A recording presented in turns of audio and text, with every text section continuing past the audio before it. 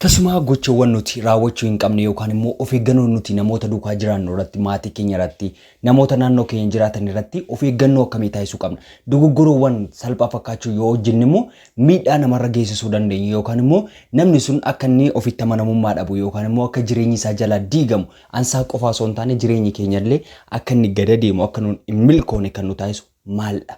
Yoo yaa akkam jirtu jaalatamtoonni fi kabajamtoonni hordoftoota koo horoon inspire wartaatan akkamnaa jirtu tole gaa guyyaarraa akkuma yoggaa kaanii barnoota baay'ee bareedaa ta'e isiniif qabadhee dhufeetan jira amma barnoota kodhumaatti turtii gaarii tole mee jireenya keenya keessatti wantoota nu gochuu hin qabne yookaan immoo irraatti of eegnu yookaan immoo daangaa goone jireenya keenya keessatti nama duukaa walii galtee nama duukaa environmental naannoo keenya jiran duukaa haala kamiin walii gallee jiraachuu dandeenya yoo kana gochuu baanne mee maal dhabna jireenya keenya keessatti wantoota akkamiidha kan nuun jireenya keenya keessatti lius goone yookaan immoo of keessaa dhabnu yookaan immoo namoota nu fayyadan baay'ee isaanii gaddisiisne namoota nu jijjiiruu barbaadan namoota of jijjiiruu barbaadan namoota nutti qadii jijjiiramuu barbaadan namoota nutti ni jijjiiramuu barbaadan saboota dogoggoroota xixiqqoo kanaan namoota meeqa dhabne irraa of biraati kun immoo darbuu hin qabu kan jedhuufidha barnoonni guyyaa har'aa akka wal faana ilaallu tole gaa wantoota nuun tasumaa jireenya keenya keessatti gochuu hin qabne inni tokkoffaarratti argamu mirga nama kamiyyuu hin tuqin mirga namaa gaafa tuqxutti namni sun mirga isaa ol wanti hin jirreef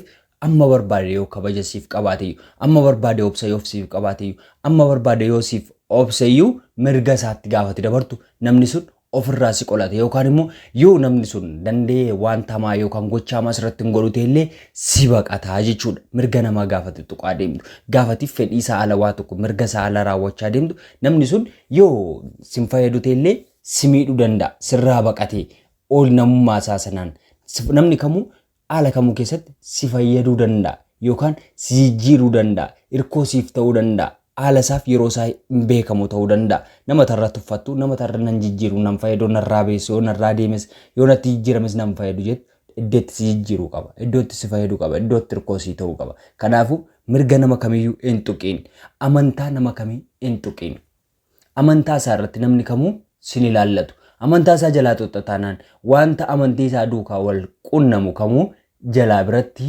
rakasiifte kan kee ol kaafatta taanaan ka amantii isaaf kabaja laattu taanaan amantii isaaf iddoo laattu taanaan namni kamuu sitti jijjiirama sirraa baqata si duukaa sekoondii tokkoof dhaabachuu hin barbaadu sitti jijjiirama maatii kee maan taane ollaa kee maan taane naannoo kee waan taane namni kamuyyuu amantii isaatiin namatti dhaqu hin barbaadu kanaafuu gochoowwan kanarraa of eeggadhu kaa amantii namaan nama hin tuqin mirga namaa hin dhiibin amantiin mirga abbaati kan barbaade gochuu danda'a akka barbaaddetti amanatee jiraachuu danda'a wanti sirraa eegamu amantii isaa kabajjee fi jaalalaan duukaa jiraachuudha inni ittaan ergamu eenyummaa namaa hin tuqin eenyummaa isaatiin inni gandaa baluuti inni biyya akkasiitti dhufe inni obboleessa gandaan gaafa qooduu jalqabdu namni kun jaallatee tun jibbiin akkati sanyummaan keessa kee jiru akka amminni keessa kee jiru akka summiin keessa kee jiru hubachuurraa kan kee si baqata namni kun waan baay'ee tosiif yaadu sababa summuun sammuu kee keessa jiruuf yookaan immoo sanyummaan sababa sammuu kee keessa jiruuf namni sun sirraa baqachuuf carraa guddaa qabaata kanaafuu sanyummaan afaan nama duudhaa nama hin xoxxoqin kun mirga namtichaati sanyiitiin xoxxoxxeenaan afaan isaatiin xoxxeenaan aadaa isaatiin xoxxeenaan wanta inni godhu kamuu gaafa tuqaa deemu namni kun amma barbaadde yoo isa fayyade amma barbaadde yoo isaaf jette amma barbaadde yoo isaaf tiikte namtichi kun sirraa baqachuuf duubatti hin deemu sababiin isaas afaan isaa xoxxekaa aadaa isaa xoxxekaa eenyummaa isaa xoxxekaa maalummaa isaa tuqaarta waan ta'eef kabajni kee isaaf barbaachisa waan ta'eef ati akka aadaan keessa jalaa tuqamu akka afaan keessa jalaa tuqamu akka eenyummaan keessa jalaa tuqamu hin barbaadda wanta akkas irratti ta'uu hin barbaad maaf namarratti haa ta'uu ilaaltaree akkas namarratti ta'us maaf barbaaddaree namoonni kamuu anni isaan sitti jijjiiramaniif gaafate mirga dhuunfaa isaa jalaa xoxxoxxu sirti jijjiiramu sirraa baqatu sirraa duuba deemu kanaaf immoo wantoota nama siin jedhaa jiru kan tasumaa hin raawwatin nama duukaa jiraachuuf mirga namaa hin tuqin amantii namaa hin tuqin eenyummaa namaa hin tuqin afaan isaatiin duudhaa isaatiin akka barbaadettaa jiraatu namummaadha kan barbaachise waan ta'eef namummaa sana duukaa kabajjee duukaa jiraachuu barbaade taanaan wantoota inni baqachuu qabdurraa of eegi daangaatti godhi wanta hundumaatti daangaan gootu taanaan gufuu teessi takaaluu danda'a milkaa'ina keerraa duuba si gootutu danda'a kanaafuu hamilee inni ittaanii argamu immoo hamilee namaa hin tuqin hiriyyaa kee yoo ta'eyyuu an barbaade yoo ta'eyyuu waan barbaade gaafa inni gochuuf koo amilee isaa tuxxataanaan jechootaan isa miidhataanaan jechoota qoosaa fakkaatuun isa waraanta taanaan namni kun amilee dhabaa deema. Gaafa amilee dhabaa deemu yookaan immoo motivate ta'uu gaafa dadhabu, inspire gaafa ta'uu dadhabu, gaafa kaka'umsi keessaa du'aa deemu keessatti ajjeesaa deemu si dhabuu filata. Sababiin isaas qoosaa baay'ee keessa dhugaan jira waan jedhutti sababa amanuuf. Nama kamittuu hin qoosiin yeroo qoostutti immoo akka miirri isaa tuqamu yookaan immoo akka jechoota narvii dhanna isaa tuquu danda'an ittiin dubbatiin qaldii fakkeessuun qoosaa fakkeessuun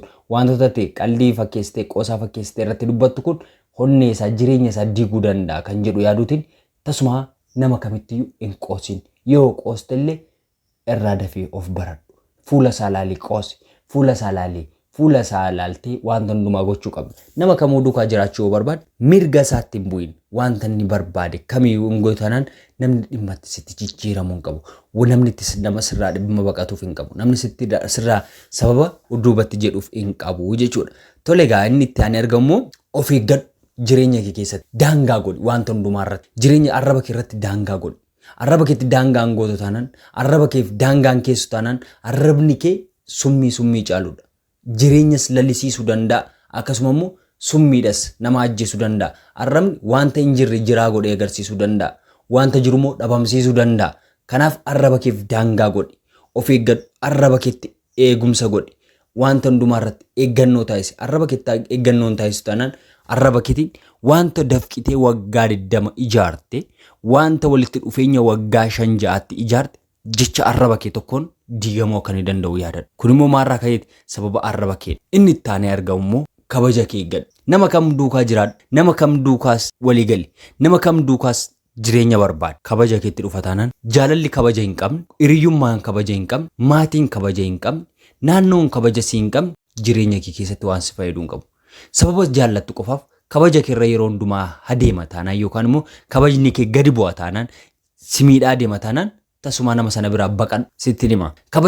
Kabaja kee of biratti needdu taanaan siif dhumate. Barcuma ulfina abbaatuuf jalatti baataa jedha Oromoon gaafa mammaaku. Kanaafuu kabaja kee of irratti qabde, yoo of irratti kunuunsite, yoo ati dursa of kabajje namni kamuu si kabaja. Namni kamuu iddoo siif laata. Eeggannoo godhi kabaja keef, arraba keef. Inni itti aanee argamu beekumsa kee jabeeffadhu. Xuruutti wanta ati hubachuu qabdu yookaan immoo wanta ati seeraan hubachuu qabdu beekumsa kee sirriitti kunuunfadhu. Kabaja keettaansitee beekumsa kee eeggachuu qabda. Beekumsa kee hanga eeggattetti amma beekumsaaf oppan taatetti hanga beekumsaaf karaa bantetti amma waa hubachuuf karaa bantetti yeroo kamittuu namni sitti hiquu hin sodaatu yookaan immoo sirraa dhufee waa barachuu hin sodaatu. Sitti hiquu hin sodaatu. Wanta kamirrattiyyuu siif duukaa jiraachuu barbaada. Ati nama jecha keef bitamaadha yookaan immoo nama jecha isaa jiraatudha taanaan namni kamuu si duukaa jiraachuuf fedhii qabaata. Wanta hundumaa irratti si duukaa jiraachuu barbaada. Haala kam keessatti du'a keessatti maantaan namni si duukaa yeroo dabarsuu barbaada. Kanaafidha yeroo hundumaa haala kam keessatti beekumsaaf of qopheessi.